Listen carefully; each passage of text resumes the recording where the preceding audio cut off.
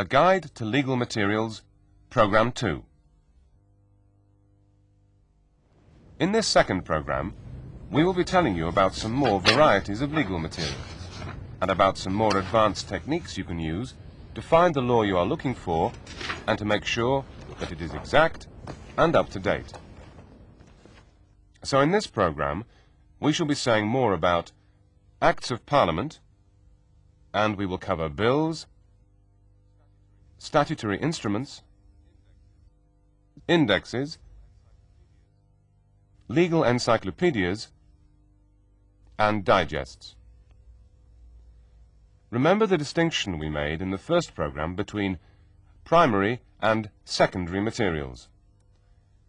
Primary materials represent the law itself, while secondary materials, for example textbooks and journal articles, are writings about the law.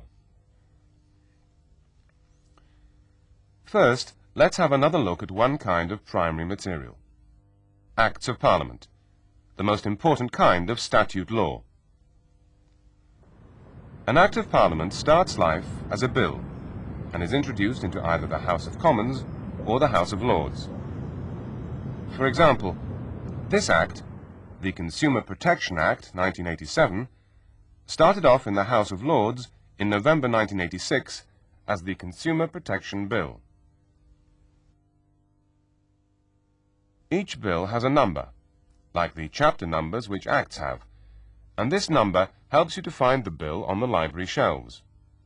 House of Commons bills and House of Lords bills are numbered and shelved separately. There may be several versions of a bill, because bills can be amended by either House of Parliament as they go through the parliamentary legislative process, and when this happens, their numbers change. There are various ways to trace a bill's number. For example, for a recent bill, you can use either the House of Commons Weekly Information Bulletin or the Sessional Information Digest. You might want to find out what a bill contained before it became an act, or you may be interested in a bill that never did become law, or you may be interested in amendments that were proposed to a bill, whether successfully or unsuccessfully. Additionally, you may want to read the parliamentary debates on a bill to find out how and why the law was made. These debates can be found in Hansard, which reports everything that is said in Parliament.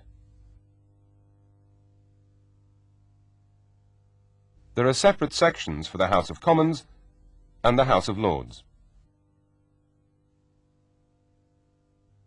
The last volume of each session contains an index. This includes a general subject index